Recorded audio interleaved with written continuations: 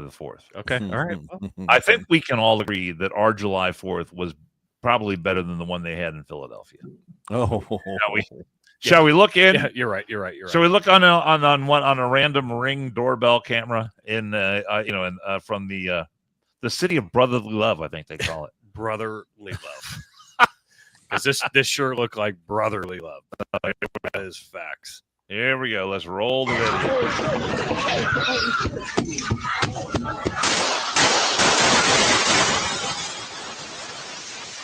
Look at this dude. This one right by the fucking What ring. the hell is he doing?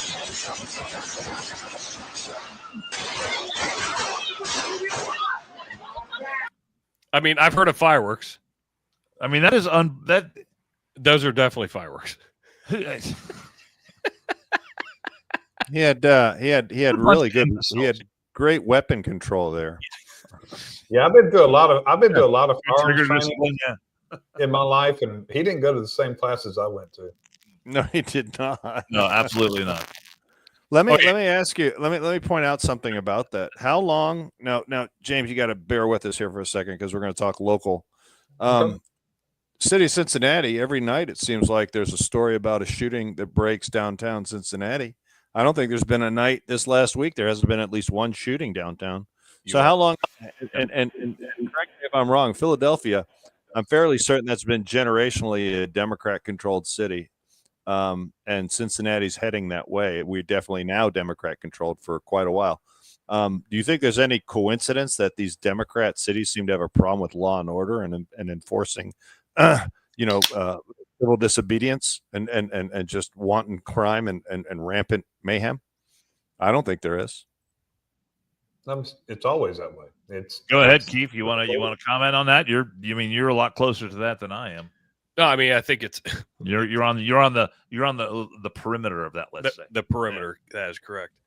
No, I mean, Andrew's right. Every night we're seeing something, or you wake up the next morning and you are seeing some type of news article, whether it's, two people shot, one person shot, shots fired. It may not even be somebody shot, but shots fired. And we have so many, what they call them, shot spotter cameras or sensors, whatever they are, to where they can pinpoint where these shots are going off at. But yeah, they're going off like fucking crazy. Nobody wants to go to downtown Cincinnati anymore. Nobody that wants to be safe. Correct. Yet we're spending, and this isn't just Cincinnati. Well, this isn't just Cincinnati. Yet we're spending how many trillions, not millions, trillions of federal resource dollars, under the auspices of rebuilding the downtowns and bringing the unwashed hordes from the suburbs that dare to try to live in safety and for their families, bring them back down. So we're subsidizing stadiums. We're subsidizing sports teams. Yet what we're not doing is we're not prioritizing, at least the administrations in these cities don't seem to be prioritizing police and law and order and proactive policing. But, they're trying to go about things backwards. If we build it, they will come. Well, here's what I find. If you shoot them, they will not come. So, at the end of the day, we have an election coming up this year in Cincinnati where there's going to be a choice. Do we vote for the status quo, which is a Democrat, very, very, picturesque person that looks good in front of the camera, actually can speak well, although he doesn't have much of substance to say, or we have a Republican who is a pastor. He's actually the half brother of our vice president, who's talking about prioritizing law and order. And not even have you even seen AFTAB walk a neighborhood? No, absolutely not. No, but he did do one. He was at the Gay Pride Parade. The Gay Pride Parade. Yeah, that's not walking. I'm going to be fair. He was out amongst the peeps, but not amongst the peeps. Well, he was at whatever anti-Trump demonstration is going on. You can find him there as well. Correct. But but Cincinnati, Andrew, we can all hang our hat on the Act for Cincinnati, a comprehensive plan to combat violence at its root causes. The root causes. I love that word. Just some of the things they want to do. They want to create thriving neighborhoods and they want to address issues like poverty, limited employment opportunities, a lack of access to mental health. This is excuse making at its finest. Instead of actually addressing, they've got 5 bullet points here, and there's only one, what they call it, evidence-based policing innovations. So, we used to do something here in Cincinnati called proactive policing. Bingo. And proactive policing was extremely effective because there were police on a regular beat. They knew who the good guys were. They knew who the bad guys were. And when the bad guys were up to something, there were some good guys who were dropping dime on them. And so police were able to act on that and stop violence before what? Before it happens. Before it happens. Weird. Yeah. But then, what do they call it? They call it profiling. Wow. Profiling, racism. Yeah. So we can't have that. So we have to pretend that we have to do all these other things in order to combat violence. And guess what? It ain't worth a damn. None of that shit is worth a damn. The only thing that works is good old-fashioned police work and stopping the violence. If you know something's going to happen, then you have to act on it. But we have put ourselves in a position where we don't allow our local police to act on it in a way that is meaningful at all. So not only that, we don't support, and you're exactly right. Not only that, in these Democrat cities that have these, let's reimagine. I remember a certain vice president at the time that was going to get to remember the term root causes of illegal immigration? I believe Kamala went down to Central America to find the root causes of illegal immigration that couldn't be stopped. You just made James grow hair. Well, yeah. But I mean, but my point is, they use words like root causes. I've got a root cause for you. Not supporting your police, making your police scared or at least have to second guess themselves when they do their jobs. Afraid to do their jobs. Supporting judges that are absolutely and positively diametrically opposed to public safety and only look at the criminals as the victims and not the victims as the victims. So, we mention the Judge Silverstein here in Cincinnati that has OR bonds and lets criminals out because it's not fair that we have high dollar bonds to keep them in jail. Need I also remind you that since I've been in Cincinnati, we've built, we built a baseball stadium. We've built a football stadium. We've built a soccer stadium. You know what we haven't built? Anyone want to guess? Jail? Bingo. Jail. We have not expanded the jail. We've gotten rid of 1.5 that I know of. Correct. And the one that we have now is busting at the seams. Yeah. Yet we're going to sit there and say to the general public, come downtown. Look at all the money we're spending to bring you downtown. Look at these shiny stadiums. You might get killed on the way out or in, but hey, once you're in, you'll have a good time. And don't even think that you love. And don't even think of bringing a gun to protect yourself because, hey, listen, we're going to make sure you cannot come in here with that, which I don't have a problem with. That's probably smart. I actually really don't have a problem with that.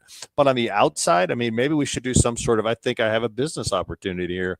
We could do some sort of rental locker where you can park your gun in the locker while you go and watch the football game or baseball game, come out and retrieve your weapon. I'll just charge you $20 to hold it for a couple hours. What do you think of that? Well, that's like going to a Dave Chappelle show up in Yellow Springs. They have those yonder bags where you put your phone in and they lock it up. You can carry it with you. You just can't use it. So yeah, that's fine. I just don't understand. You showed the video from Philadelphia, and that's how I'm tying it back. But we need to make the connection. Everybody seems to be like, oh my God, what can we do about crime? You know what we could do about crime? Elect somebody that's going to support the police, that's going to let the police know we have your back. We want you to be proactive. There's an old theory called the broken window theory. Remember that one? Oh, I'm big on that one. I have been preaching that for many, many years. It works. And let me tell you, they keep talking about root cause and all this other stuff they want to come up with. Well, what they're ignoring, Pap, is and it's just not Cincinnati. Cincinnati's an example, but it's every liberal Rand city. Mm-hmm. So what they have done successfully done is gone away from the one concept that has proven to work. There's a concept that has proven to work, and it's called law and order. And we stopped law and order because criminals and people who support criminals didn't like it. So now we got to come up with these other things. What we need to do is go back to broken windows concept. Absolutely works. It makes sense, and it's a concept that was proven in New York of all places. That was the basis of what Rudy Giuliani had in New York. Yeah. And that's why he was credited with reducing violent crimes, because you pay attention to those things. I'm sick of hearing, how things are minor, cops are pulling, stopping people from minor things. Well, it's proven, that's the problem. It's proven that when you have that kind of policing, that kind of base policing, it fucking works. So what we need to do is throw it away, then start thinking about other things, because it's all about somebody else can get rich. You start talking about mental health. It's just doesn't make sense. Law and order makes sense, and it works. So I'm just a dumb fireman, James. I'm just a dumb fireman, but you are. When you are, I get it. I get it from you and Tommy all the time. I understand.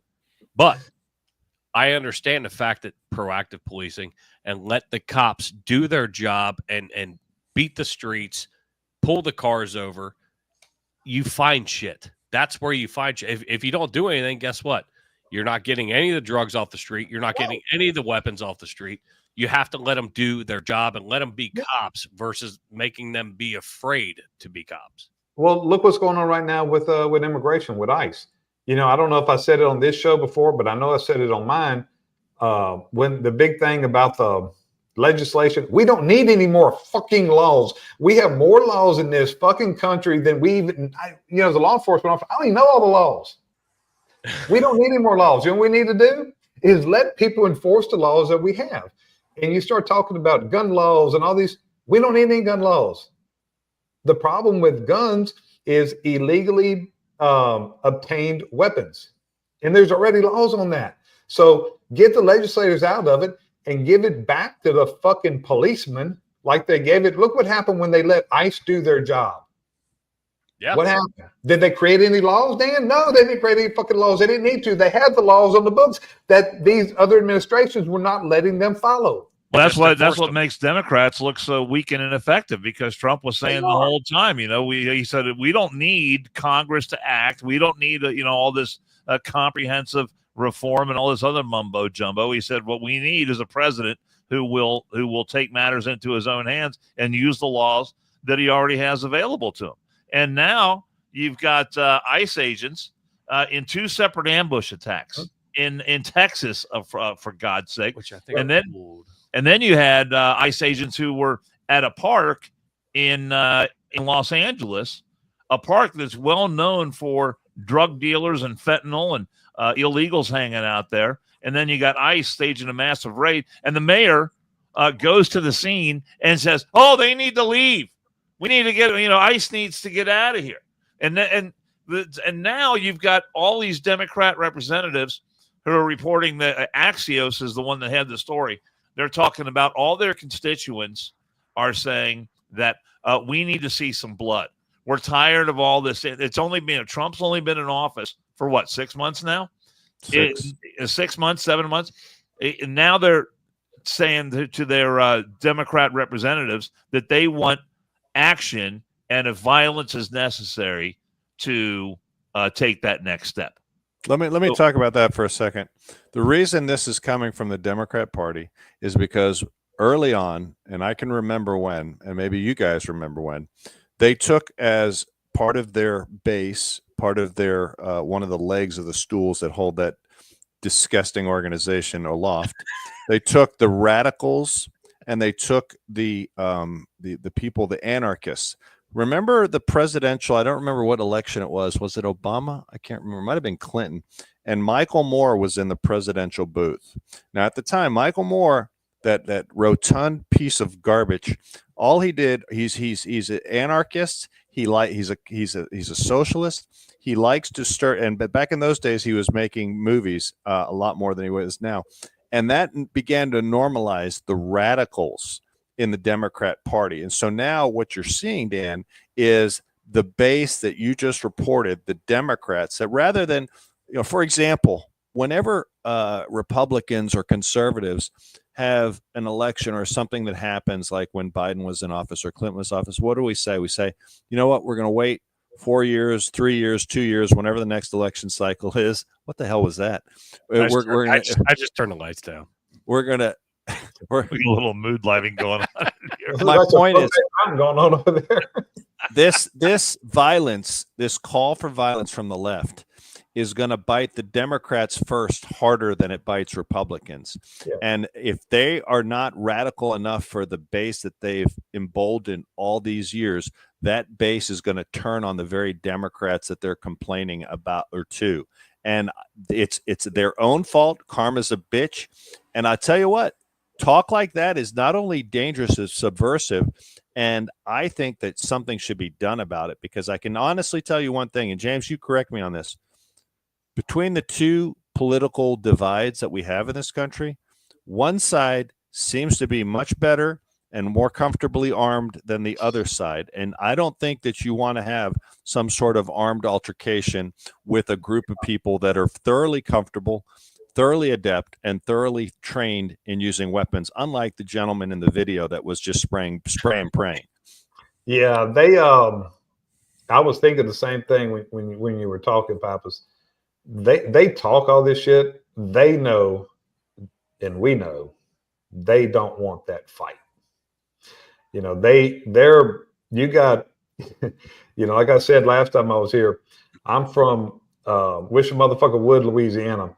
I promise you, they're not coming over here. And look, y'all live in Cincinnati, but the suburbs and stuff that y'all live in, they're not winning that fight. They don't want that fight. That's just propaganda that ass clowns like Karen Bass preach. But they know they don't want that fight.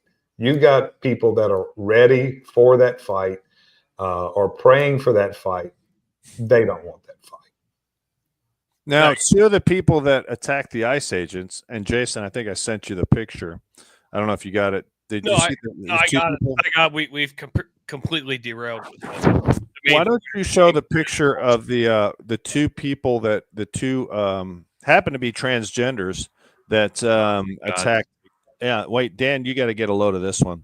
Actually, one of these is Pappas' ex-girlfriend, but so I want you to read the story, though. Here's the deal: they were arrested. Two of these people, they're both transgender, but the state of Texas is going to try them as men, and because they are. And they're going to put them in a male prison. Well, so my point is, this came from what Terrence K. Williams, correct, arrested two of the identified leftists who attempted to murder ICE agents in Alvarado, Texas, are Bradford Morris and Cameron Arnold, men pretending to be women who will be sent to an all-male prison when convicted. Well, let me ask you a question: is that really a punishment for those two? I mean, I'm not sure how this is going to work out, because they might be the most popular people in prison. Do they want it in the B or do they want it in the V? and where are they at? I mean, where are they at? They go get all the cigarettes and Zuzus that they want. Well, they're going to get it straight up in their mouth. I promise you. Yeah. Well, I promise you that.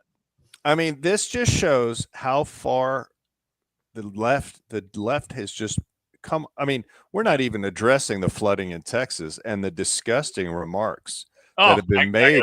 We got a whole show. We got the rest of the show on this. But I mean, listen, when I saw, obviously, the tragedy, first of all, and we probably should have started with this, but the tragedy in Texas. It's what I tried to start with, and you motherfuckers derail it every time. I know, but here's the deal. I come up with a plan, James, and it gets fucked. But you know what? We have fun, so it doesn't. It's fun though. I enjoy it. Here's the deal: the tragedy in Texas is the quintessential definition of the word tragedy. Those poor young girls that were, drowned, washed away. You can't even begin to fathom that. The pain their family feels. My heart bleeds for them. I hope everybody goes and supports an entity or an organization that is sending help. Personally, I like Matthew 25, a legitimate one. Matthew 25 Ministries is headed there. I think they're a great local organization, but you choose your own. Just make sure you do your homework. Don't get ripped off. But my point is, then I see these comments coming out from people on the left bringing politics into this. And there was a pediatrician of all things in Houston, Texas, that said something to the effect of, well, I hope everybody, something along the lines of, well, only the MAGA people, hopefully only the MAGA people were affected, the MAGA children or something like that. I'm like, what kind of monster thinks this way? I mean, I got to be this fired for disturbing posts politicizing Texas flood over county voting for Trump. So that's a picture of that dumb bitch. Now she's lost her job, and I hope she never gets another job. May all visitors, children, non-MAGA voters, and pets be safe and dry. Kerr County MAGA voted to gut FEMA. They deny climate change. May they get what they voted for. Bless their hearts. First of all, there is a special place in hell for this fucking dumb bitch. A pediatrician, which to tell Dan, that means a doctor that works on children, since Dan didn't know what that, not feet, children. But I mean, my point is that is podiatrist, by the way. Very close. My point is that when did it become, the left now is so radical that a natural disaster that affects everybody equally. Natural disasters doesn't know who voted for whom. But the left is like politicizing everything. And as far as climate change goes, I'd like to point out to these people, this is an area of the country I'm fairly familiar with. I've been there many, many times. There's washouts like this, these dry river basins that exist because of flash floods that occur cyclically.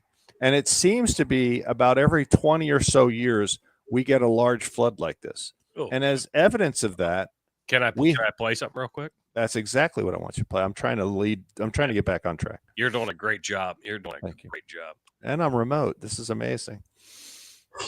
We like it when you're remote. I saw Janice Dean on Fox News, a respected meteorologist that she is. She said this area is referred to as Flash Flood Alley. Yeah. So it's not as if this is totally unexpected. And they call it a flash flood for a reason. Yeah. 1987. The small town of Comfort, Texas, became the scene of a heroic rescue and tragic loss. Much of the footage you will see was taped on that day by the banks of the Guadalupe River. It was the day they were supposed to go home. The more than 300 children at the church camp were awakened early. The river was flooded. If they didn't leave soon, their buses might not be able to leave at all. They come in there rushing us up and everything. Telling us to get up, get packed and all this stuff. And everybody was asking why. They said, we got to get out of here because the river was flowing over. We started going around the corner. We would go down the hill, then water started coming in the bus and stuff. We tried to back up, but then the bus got stuck, so they made all of us get out of the bus. And that's whenever the first wave hit us and started scattering people to different trees.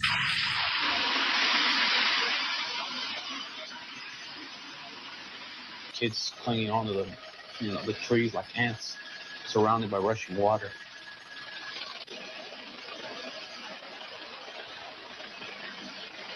Chris Ray was the first to be rescued. How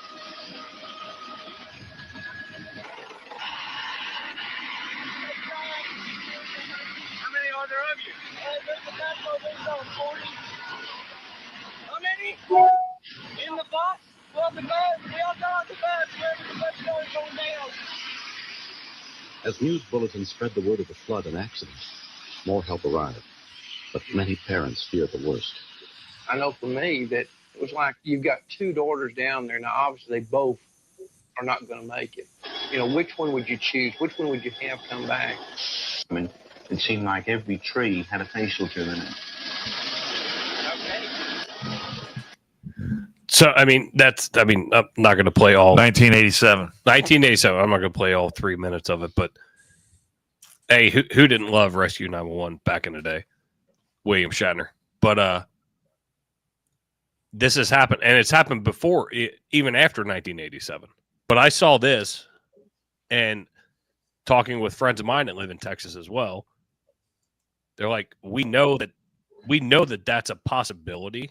Now, with what happened And with how fast it happened,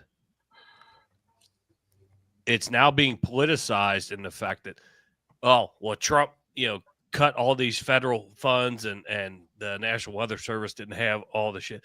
That's bullshit because Not true. None of that is true. Warnings were issued. Warnings were issued multiple times. And the forecast nailed it on the head. The forecast called for that amount of rain. They just didn't know the flash floods were going to occur. So my point is, this has been, when did it become normal that we politicize? Now, don't get me wrong. This is a man-made trade. If there's a hurricane, a tornado, whatever, I mean, why is it okay to politicize just because you hate Trump? I don't understand this. James, help me out here. I don't understand this. I'm with you. I'm sick over this. It is unbelievable that a group of people think it's okay, who is supposed to be the group of inclusion and equity and love and joy and all this other shit. And they do things like this doctor just did. And they try to politicize it. We all complain about, well, I guess those of us who pay taxes complain about taxes.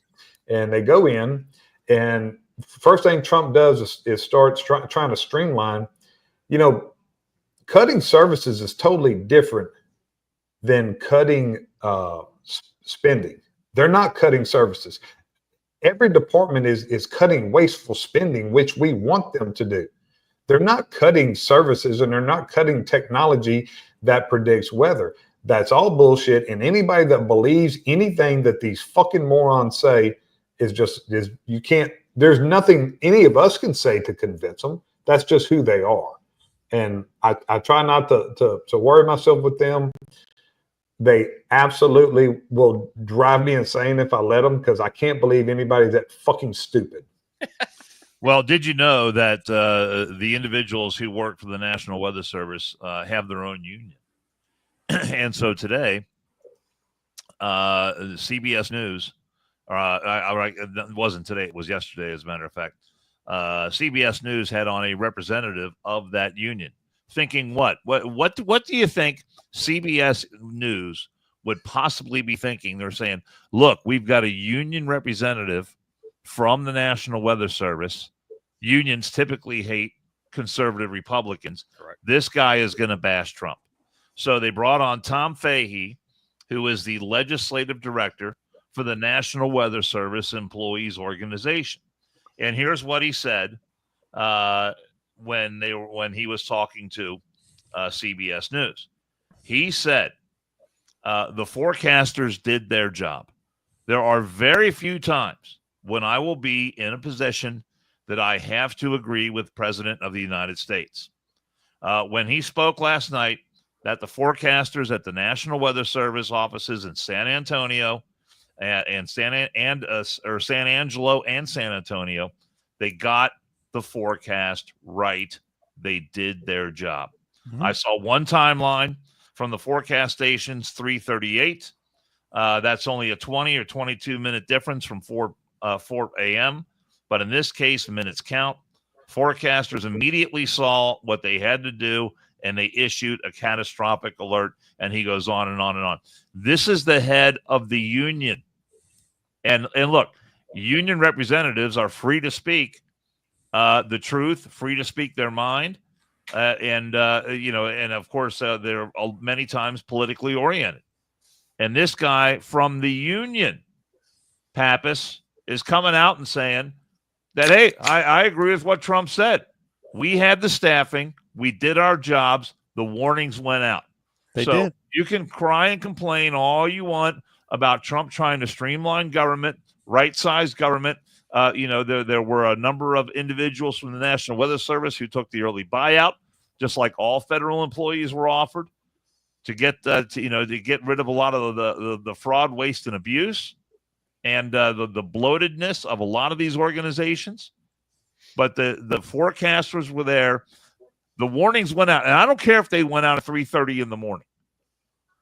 There are people whose job it is on a local level to monitor those warnings, to know what they mean, and to act on those warnings. And that's all you can do. Somewhere in there, I think the ball might have been dropped a little bit. Whether it came out at 3 a.m. or at 7 p.m., it's not the whoever's hitting the button saying, hey, we got a big fucking problem, send another warning out. It's not their problem, though.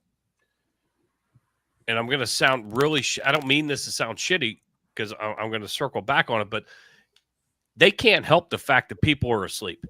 No. They can't go to every person's house and shake them out of bed and say, hey, you got to go. Now, it's very unfortunate that we have so many lives lost and so many young lives lost in this tragedy. But guess what? When I'm driving down the fucking road and there's an Amber Alert, it hits my phone, scares the shit out of me. You have most people have cell phones. I mean, that's just it's the world we're living in. Most people have cell phones, and those Amber Alerts go out. What National Weather Service alerts go out, but they can't be expected to go shake everybody out of bed. No, and people listen, the other thing is people turn their phones off. They put them in the kitchen. So if it's going off, you're not going to hear it. And that story was from 1987. That was 40 years ago. Mm-hmm. And but if you look at the timeline before that, it happens about every 20 or so years. It seems like there's a large flood event. It was July 17th in 87 when it hit. Correct. And so it did it one more time, and I had that date. The sick part I find is that the left has not only politicized it, but there's been a lot of reports how it's broken on, some people just horribly racist, don't really give a crap and weren't concerned because this was a predominantly white Christian girls camp, and they didn't really care because it wasn't. Hold on, I got one. Yeah, I got one. Hold on. I thought you might have that one, but I just going there yet. And my problem. How much it is to go to that camp? What's that? You know how much it is to go to that camp? No, free. $5,000 a kid. Yep. $5,000 a kid. So that's why the liberals are like, hey, fuck them rich kids, rich white kids. Let me say this, though. My big problem is, where are the Democrat leaders calling where's these Crockett people shit out? at? That's her area. Where's Jasmine Crockett? I mean, she could have put her eyelashes up there and blocked most of that floodwater. That's why this doctor who's got obviously Trump derangement syndrome, if they're Christians, then they feel as if they have license to criticize all day long. And James, I'd like to say something else. Based I don't know if you know this. Earlier conversations we had on this show. One of the first groups down there that's doing great work is the United Cajun Navy. And most people don't know that. And those are the same folks that did great work. And there's a reason it's called the Cajun Navy. Those are people from your neck of the woods. And they were up in North Carolina. And, let me tell you something else. And by the way, North Carolina is getting hit right now. North Carolina's getting hit again. But you didn't hear where were the leftists complaining. Remember, Joe Biden didn't send relief to North Carolina. Donald Trump hasn't drug his feet. He sent, there were helicopters there. He called us, said, what do you need? And boom, it happens. Yep. But look at this guy from the Coast Guard that himself, just one person, one rescue swimmer, rescued 165 kids. We're getting there too. We're getting there too. Yeah. But these are all things that, I find it abhorrent that no Democrat leaders have come out and said, this is ridiculous. Let's not politicize this. Let's dial it back. Let's focus on the victims. What can we do to help? But no, they don't let a crisis go to waste because they are a party devoid of any character, any soul, and any emotions. The agenda trumps everything. Just remember that. I've said it many times. Good statement. I got to make sure the volume's up. I can't see. Oh, there it is. Sorry. They don't even have a token Asian. They don't have a token black person. It is a all white only conservative Christian camp. If you ain't white, you ain't right. You ain't getting in. You ain't going. Period. Fuck you, you racist son of a bitch, is all I have to say. So you led into that, and that's perfect because when you said that, I have so many tabs open because there's so many different directions to go with this, but it's all being politicized, and then they want to turn it into a race thing. Mother Nature apparently doesn't allow black kids into a camp and just takes away white kids. I promise you, if And I'm being any, very facetious with that. It's just like the ignorance of that post. Like why you would even hit post. Why you would do that. It's so fucking ignorant. I promise you, if any black, Asian, Hispanic kid walked up with $5,000, they'd have been able to go to the camp too. Yep. Sure. Absolutely. Yep. It's a very rich camp, and people have a right to have camps like that. Yes. So you brought up the young man who, and Scott Ruskin's his name. I think he did great. I think he's being held up because it's his first ever like mission like this. Yeah. But I want to throw out all the first responders, all the Coast Guard people. Oh, yeah. Everything that they're doing is absolutely amazing. But what a first mission. Holy shit. So I'm going to play this clip from America. Hailed as a hero for saving 165 people in the floods at Camp Mystic. Scott Ruskin joins us now. Scott, thank you for joining us this morning. Tell us what happened. Hey, good morning, everyone. So I'll kind of give you guys a quick synopsis of what was going on. The Coast Guard launched us and decided to send a rescue crew from Air Station Corpus Christi at about 6:30, 7 a.m. on Friday, the 4th of July. I just happened to be on the duty crew with Ian Hopper, Blair Bourgeois, Seth Reeves, some of our crew members in the Coast Guard. And they sent us out. We kind of encountered some pretty serious weather, some of the worst flying we've ever dealt with personally.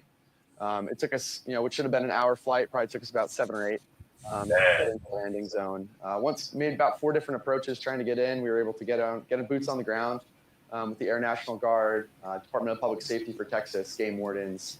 And we decided to leave me on scene at Camp Mystic. That was kind of our main triage site we were trying to help out with. And we decided, hey, if we leave the rescue swimmer on scene, we'll have more space in our Dolphin MH-65. So based on that, I got on scene, boots on the ground at Camp Mystic. Kind of discovered I was the only person there as far as like first responders go. So I had about 200 kids mostly, all scared, terrified, cold, having probably the worst day of their life. And I just kind of need to triage them, get them to a higher level of care. And get them off the flood zone with a lot of the US-60 Army helicopters. Talk about how that works. You got 165, close to 200 kids there. How do you get them out? Just one by one? What a stupid question. Yeah, sir, it's a great question. He said it was a great question. Guard was landing their 60s How do you get them out? I mean, George Stephanopoulos is an idiot. 2 different landing zones. There's one off an archery field and then one at a soccer field. So we were able to kind of land those 60s in there. And then I was kind of the main guy as far as like grabbing people, usually like 15 to 10 kids at a time, maybe one adult with them, and bringing them over to those 60s and getting them to a different LZ that was kind of safe and had more first responders than just myself out there. Had you ever done this before? No, this was my first one. I haven't had any cases before. I've been a rescue swimmer for about a year, fully trained for about 6 months. This is my first experience, but I really just kind of relied on the training we get. Coast Guard rescue swimmers get some of the highest level training in the world. So really just kind of relied on that, and that, just knowing that any of the rescue swimmers in the Coast Guard would have done the exact same, if not better than me. So training is one thing, but this is the real deal.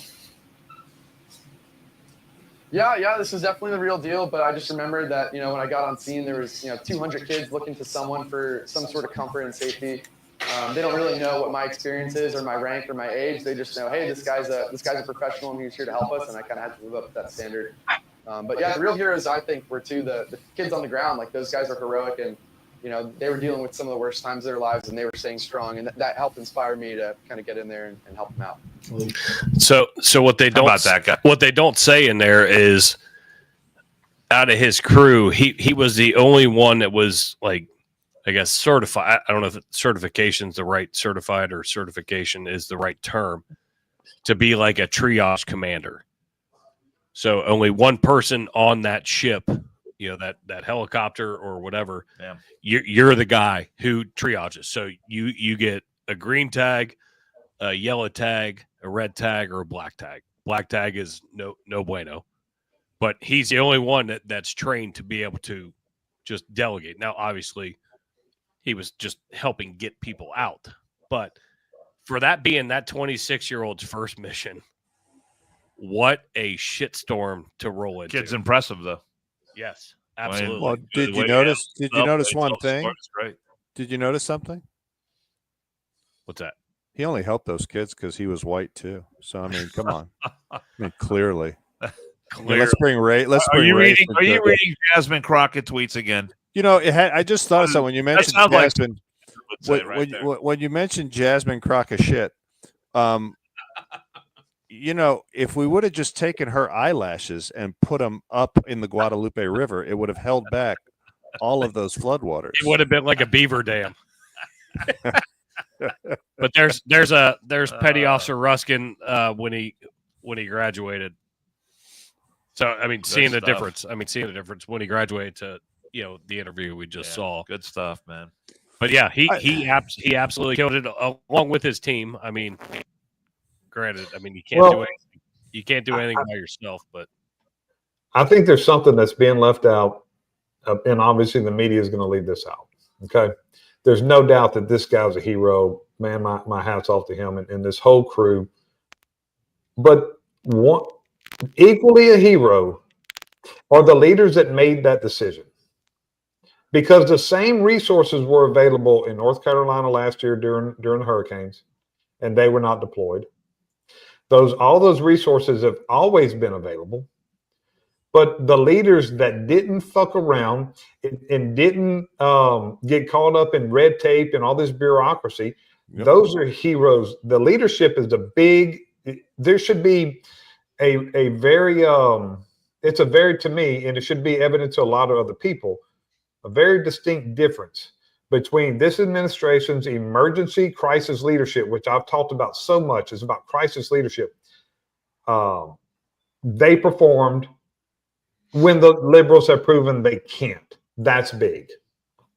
Well, James, I know you listen to the show whenever you can, and you're a loyal listener, and wasn't sure Dan was going to be available or Andrew, and you were willing to jump up and be that guy to be the co-host. But we usually throw in a Pappas ex-girlfriend. Jesus Christ. Oh God, yeah, this is awesome. So we found one. Come on, James. I thought we were buddies, man. Now I love you, Pappas. You know that. Throw me under the bus. Slightly better well known than most of them. Yeah, it's amazing. Like especially the one who was playing bingo. That's how I know Pappas. She was very impressive. That's how I know Pappas has all the money, though. It's because he dated her for a little bit. Here, nice hair. She was gay. Texas, the flash floods in Texas, the Guadalupe River, 51 missing, 51 dead, more missing. For everybody that can't hear that at a camp. Oh. And when the president got all of the early warning systems and the weathering forecast abilities, not true, not fucking these true. are the results that we're going to start to see. And she's picking her nose on a daily basis because he's put this country in so much danger by horrible, horrible decisions. And Isn't she in Ireland? Ridiculously Yes. Stay in Ireland. That he just she's staying there. Stay in Ireland, you as pig. Republicans cheered. As Republicans cheered. I gotta say, as a result, and they've started already. Crying out loud. How ignorant is that, though? I mean, Michael Moore looks bad. I mean, I didn't think he'd look that bad. She is gay. She went gay after she dated you because. Oh wait, did I turn her gay? I can't remember. There's nowhere else to go once you've had Pappas. No, it's nowhere but down. I saw that, and with where it's being politicized, and then you have a washed up actress who essentially moves. I mean, she's like, I'm getting out of here, which I applaud her for it because one of the few who stood by their word. Her and Ellen. Did Ellen went to Ellen left too. Yeah, okay. Ellen went to England with Pappas's other girlfriend. But he turns them all gay, but it's fine. But no, she actually did her shit. She left. But guess what? When you leave, you don't have a right. I mean, you can put whatever you want out there, but nobody's gonna fucking really deal with it. Do whatever you want. We played it. I found it just because you didn't send me. You didn't send me a Pappas. She's still an imbecile because she's still getting her news from all the same sources that she got it from. There's my favorite word that Dan Carroll uses to describe the left. Imbeciles. Imbecilic behavior. They're just imbeciles. And, as far as I'm concerned, I still am waiting for a Democrat leader on a national scale, hell, even a state scale, to come out and say, guys, stop it. Now, let me say this. I'll say this on the right. You know what? Let's not have this chatter. And I've seen it. I've discounted it. I don't really pay attention to it. I'm not going to have the discussion right now over your theory of weather modification, over cloud seeding, over HARP. I don't want to have those discussions right now because this is an event that happens sadly in that area on a fairly regular basis. There was tropical storm remnants. The weather forecast called for it. The predictors predicted it. The warnings went out. It just was a tragedy given the time of day that it occurred. Simple as that. Tragedies do happen, folks. And I got to tell you this. I have a friend, a guy I went to high school with. He was up to his armpits in water. He has a place in Kerrville. His house was up to his chest in water. Move that mic away from your mouth a little bit. Well, he was up to the chest in water. He lost 5. He had his family in town, 7 cars at his house. 5 of the cars were washed away, and the family dog perished. So, I mean, these are called tragedies. It happens. Sadly, life is, this is natural. This is what happens sometimes. Let's not politicize everything. And the ones on the left doing it are really being vile. Some people on the right, not necessarily politicizing it, but they're trying to, bring up, cloud seeding and government intervention and the tinfoil hat wearing people. Let's stop that talk, okay? Let's deal with the tragedy. Help these poor families in any way, shape, or form you can. Groups like the United Cajun Navy, help them out if you can, and support these people that are doing good. And get off the frickin' the tinfoil hat theories. And on the left, if you hear somebody, if you're a Democrat watching this show, I haven't seen our good friend, but if you're a Democrat watching this program, earlier, was he? Well, listen, where are people like you? Where are you Democrats? I'm pointing right at you. Where are you to sit there and tell the fellow Democrats that you powwow with, that you support, that you whip up into a frenzy? Where are you telling them to stop this bullshit and just help people instead of trying to turn every damn thing into some sort of political thing against Donald J. Trump? Has nothing to do with Trump. Nothing. Good for you, Pappas. Fucking right. That's 100% right. And I'm disgusted by it. And if it was Republicans doing it, I'd call them out. So Democrats just won't call each other out. Amen. Amen. This would be a good chance for somebody like Crock of Shit, who it's not her area, but it is her area. Central Texas is where she's a congressman. It's not far from her. She should stand up, be a leader, and say, "Hey, cut all this out. Let's rescue these people." I haven't seen anything from her on this. Have you? I haven't heard. I haven't heard. Yeah, I find that a little unusual. Well, there's no narrative for her, Dan. Boisterous as fuck.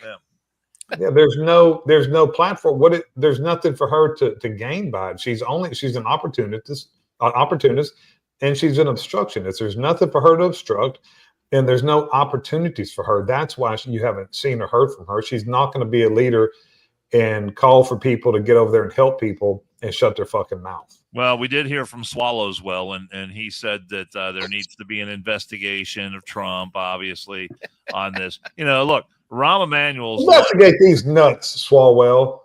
Rahm Emanuel was the one who said, "Never let a crisis go to waste." Correct. And that has been just one of the things that the loyal Democrats have adhered to ever since those words came out of his mouth back during the Obama era, and they still practice that today.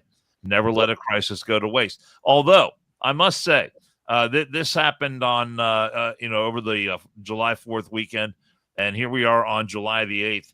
I think a lot of these arguments are running out of steam because even the Associated Press put out an article talking about how the warnings went out. They were not understaffed. That the Democrats put out the narrative right away as if there was only a skeleton crew at the office and the warnings couldn't go out, and there wasn't anyone there to do their job because Trump cut all the funding for it. Well, even the Associated Press did some actual reporting on that and found out that that wasn't true. So I think a lot of these arguments have lost traction rather quickly. And look, this will be in the news cycle for another 3 or 4 days, and then they'll be on to something else. Correct. Yeah, but Dan, let me say something else. Calls them out on it. The media is not going to call them out on it. They just let the story dies. Of course, but nobody ever gets held accountable. And let me say something else. Silence is complicity. So for all these Democrat leaders that are just shutting their mouths and not saying anything, they're being complicit in this shit because they hear what's going on. They hear it, and that's at every level. That's it. Where is all right, for example, where's the mayor of Cincinnati, a prominent Democrat? Where is he saying, hey, folks, can we stop this chatter? And if you can, using his office to maybe drum up support for some of these charitable organizations. Hey, folks, you want to help the people in Texas? Look, I'm a nobody. I mean, let's all agree I'm a nobody. But if I can get on my little bitty soapbox and say, if you have the means and you have the ability and you have the wherewithal, can you please find the charity of your choice and help some of these victims, whether it's in North Carolina, whether it's in Texas, whether it's in New Mexico? Can you help these people? I don't hear any of that. Do you? Maybe I'm missing it, but I don't hear any I don't hear any local Democrat leaders calling for not only denouncing this lunacy, but calling for some sort of coming together as Americans and helping fellow Americans. If there's a tragedy somewhere, I don't say, well, let me put my finger in the air. How did that district vote in the last presidential election? I'll decide if I'm going to help them. You know what I do? I go to my room, or first of all, I go to my bank account. I might write a check. I might send a donation. The other thing I do is I see, is there something around my house? Because I can tell you this, Matthew 25 Ministries, a local place, takes just about everything and they put it to good use. Yep. Good. Absolutely. And that's where what happens is the Democrats, they don't want to be the next what's the big fat guy that's in Pennsylvania? That's the sweatsuit wearing guy, wears shorts. Fetterman, John Fetterman. They don't want to be Fetterman because they hate him now because he's starting to actually. That's what I'm saying. So that's what keeps some of these Democrats quiet, is because they don't want to be Fetterman. They see what happens when you say something unpopular. There's nothing more vindictive and evil and vile than a Democrat so-called leader, and they eat their own worse than I've ever seen anybody. Probably true. So they don't want to be the next Fetterman, so they're just going to shut their fucking mouths, which to me is cowardice, and you shouldn't be a fucking leader. Which this is you're leading. You guys are leading this exactly the way I want you to. But we're going to play an ad real quick, and then we're going to come back because we've got a couple more topics to cover. But you're leading it right in, James. It's perfect. Hi, everyone. Dan Carroll here. Time to tell you about a great new sponsor for the One More I'm Outta Here podcast. It's Murphy Engraving. Murphy Engraving is the place to go for your business, industrial, and personal engraving needs. Take a look at the Murphy Engraving page on Facebook, and you're going to see all kinds of unique items that really seem to take on a life of their own because they've been customized with an image, a name, or a logo, and all of it just really beautifully done. The acrylic sports awards that light up are especially creative and very cool. The customized bottles of bourbon, those are my personal favorite. And wait till you see what they can do with items that are made out of wood. The next time you want to recognize someone special, or you're looking for that one-of-a-kind gift, you'll be glad you checked out Murphy Engraving. And a bonus, you're supporting a local family-owned business run by brothers Brian and Kevin, who is a lifetime firefighter and Air Force vet. At Murphy Engraving, they turn the ordinary into the extraordinary, and at Murphy Engraving, we are American-made. American. There you go, American-made, Murphy Engraving. You rolled it perfectly in because I want your guys' opinion on this story. Oh God. Oh man, it's the whole show. we could go another hour. I'm unsupervised, by the way. Jill's in Disney, and I don't go back to work until next Tuesday. So we could go for a couple days if you guys want to. Well, I think, and Andrew, I'll be interested to see if you agree with me on this. I think Elon is going to quickly come to the realization that, he's literally the guy with all the money in the world, but it takes a lot more than just being able to write checks and have a lot of money to spend to create a political party. I think he's going to find plenty of takers for the money that he is willing to offer up. But I think in the long run, he's going to find out that that is what drives most of the people who are going to be the candidates for under the banner of the American Party. That these are people who are largely driven for their own financial gain. And when it comes to politics, I think the kind of meaningful politics that Elon Musk wants to engage in, I don't think he's going to find a lot of fellow travelers. He'll find plenty of people willing to take whatever money he's going to offer up. But I think in the long run, when it comes to doing something profound or really having an impact, that I think that this idea is going to wind up coming up short. I got 2 words for Elon Musk, who I respect greatly, and I think he's a genius. Dan, you might remember. James, I'm sure you remember. Jason, I'm not sure if you will. I'm sure you probably do, though. Ross Perot. Oh, yeah. Yep. That's exactly. As soon as I saw that, Andrew, that's exactly what I thought.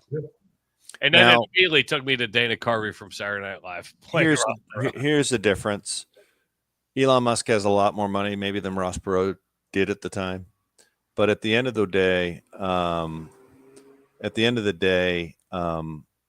this is going to be, Dan nailed it pretty well. He's going to discover this is a useless, it's just a waste of time. He would be more, more effective if he could channel this into supporting candidates on the Republican side, because like it or not, I mean, just for better or for worse, and trust me, I used to kind of be open to this whole, we need a third party or another party, blah, blah, blah, blah, until I got involved in politics. You were a Tea Party guy.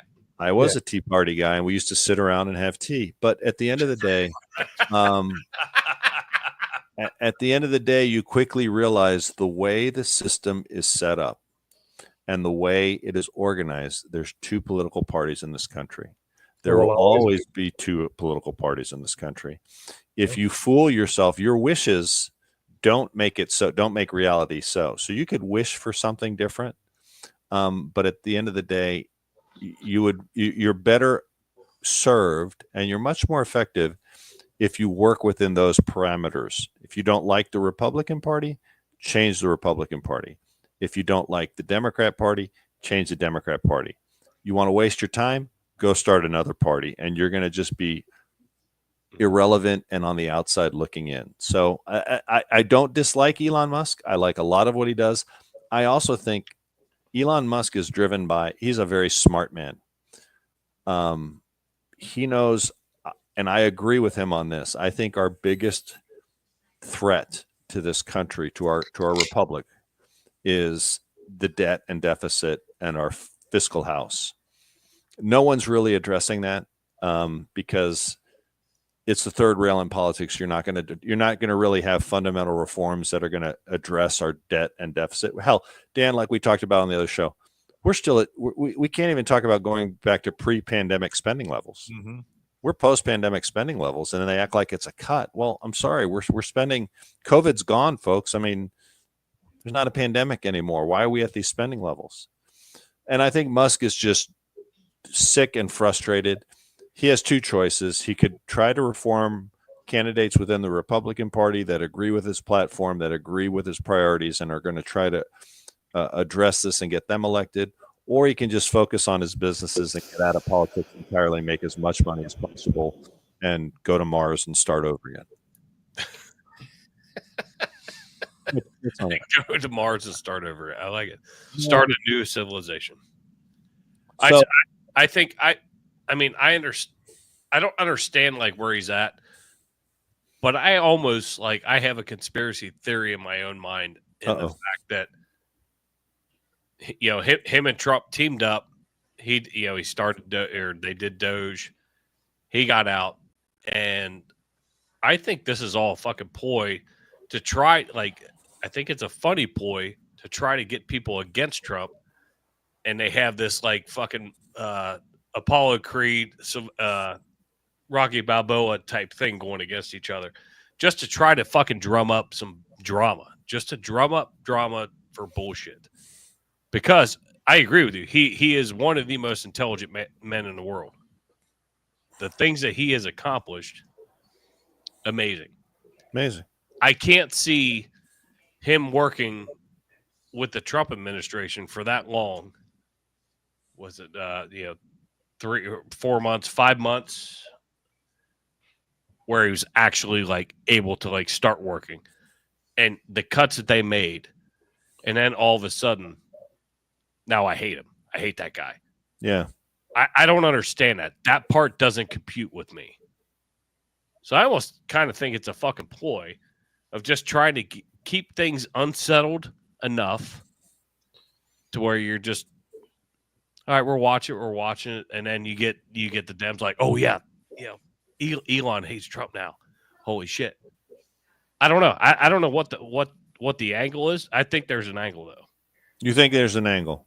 I think there's an angle somewhere, because you just don't go from bringing your fucking piece of shit kid into the fucking Oval Office and sitting there holding him, and you've worked alongside that president, and then all of a sudden, now that guy's a fucking moron. I think a lot of that stems from he's frustrated that the cuts and everything that Doge proposed and wanted to initiate, sadly, because of politics being what it is and having to get the bill through the House and the Senate, a lot of those savings, a lot of those proposed cuts were stripped from the bills to get support of individual congressmen.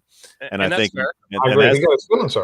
and that's the disconnect between Musk not being a politician and not understanding that, when you make bologna, there's a lot of parts you don't want to know that's in there. So I thought it was sausage. Hot dog. That too. Hot dogs. Dan, I heard you're a big sausage fan. Is that correct? Delzati, baby. The hot Delzati sausage. I just saw in the bathroom no one likes sausage like Dan Carroll. So I thought, what did you just say? So I will agree with y'all that that Elon Musk is a brilliant man. But where I'm gonna be a little different is he's brilliant at what he's brilliant at. His aptitude, his expertise. There's some areas that to me, he's a fucking moron. He's a moron in how the system and how things work. Yeah. And he just doesn't get that people really don't give a fuck about what he thinks. Most people really don't. Well, I think he's a guy that has been used to that. If he sees something going on, he does, especially within his own sphere of influence. He sees something going on that he wants to change. All he's got to do is write a memo, tell his right-hand man, tell the secretary, from now on, we're going to start doing it this way. And guess what? It happens. He got his in politics. I think this is how his frustration is manifesting itself by, wanting to create this third political party. And I don't necessarily, and again, I think, he thinks, I've got the money, I can do this. But I think he may initially get a fair amount of support, but I don't think that, the old saying is it's, 10 miles wide, but an inch deep. And I think that's what he's going to find. Are you talking about my ex-wife? No, no, but I think when as far as being able to do something meaningful along those lines, I think Andrew's got a good point that you need to work within the parameters of what's already established and make your change that way. Where we are right now, starting a third political party, even with all the social media and everything else that can happen, I just don't see it gaining traction. The deck is just too stacked against you. Well, I'm just going to tell you, we are on this day of the Lord, the 8th day of July, 2025, and I never thought that I would actually speak these words.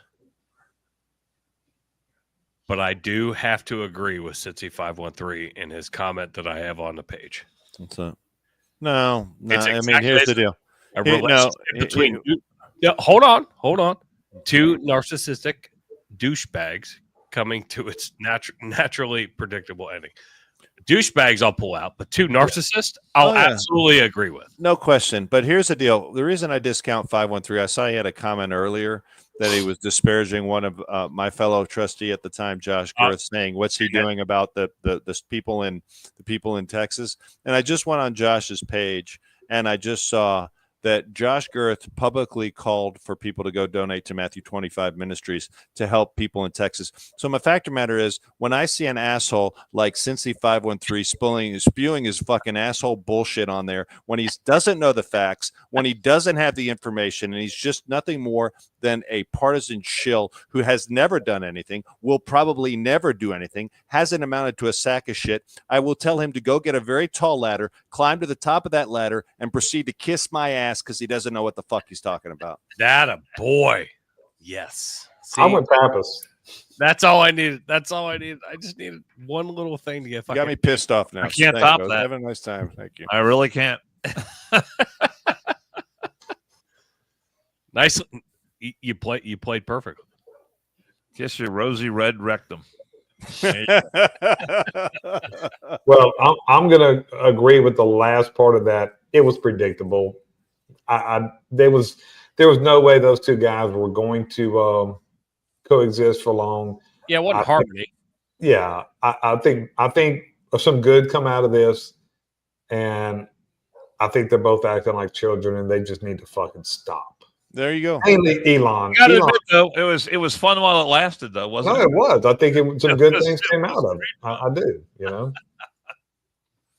Hey, James, let everybody know, because obviously we're video and audio as well. But where can they find you and follow your show? At the James McGee Show when you play podcast networks, but Facebook at the James McGee Show, YouTube. I'm mainly on Spotify. But man, please give me a follow, and I'm on TikTok now. I don't know for how long, because I did a video today about Epstein, and it wasn't even that fucking bad. And I got a warning that they're about to ban my account. I'm on my last strike. It wasn't even that fucking bad. I've said a lot. That's how you know worse. you've arrived, sir. That's how you know you have Yeah. arrived. So definitely catch me on TikTok while you can, because I do say some crazy ass shit on TikTok. Yeah, please follow his TikTok, James McGee. It is absolutely fantastic. Yeah. I giggle every time I see something. I was like, oh shit, there he is. Yeah. But Jason, thanks for putting the show together today. I appreciate you working around the remote access. Absolutely. And you know what, Andrew, your sound sounds amazing.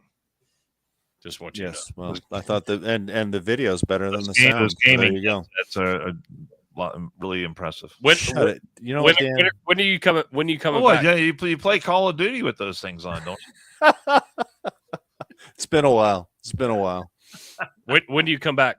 I'll be headed back tomorrow. I'll be breathing Cincinnati air tomorrow the same time. So I'll see you gentlemen the next day. Friday's our next show. I'm Good Friday. We'll be there in the studio. Clear the chair next to me off. Tell Dan to be thinner, and we'll definitely see you. James, you take care of yourself, brother. Good seeing you, Papa. Good seeing you, James. Thanks for being here, man. Make sure everybody follows James McGee and the James McGee Show. He's had us on a bunch, and obviously he's more than welcome to come on here anytime he wants. But we love you guys. Remember, like, subscribe, leave a rating and review, and we'll catch you on Friday, guys. See ya. See ya. Out.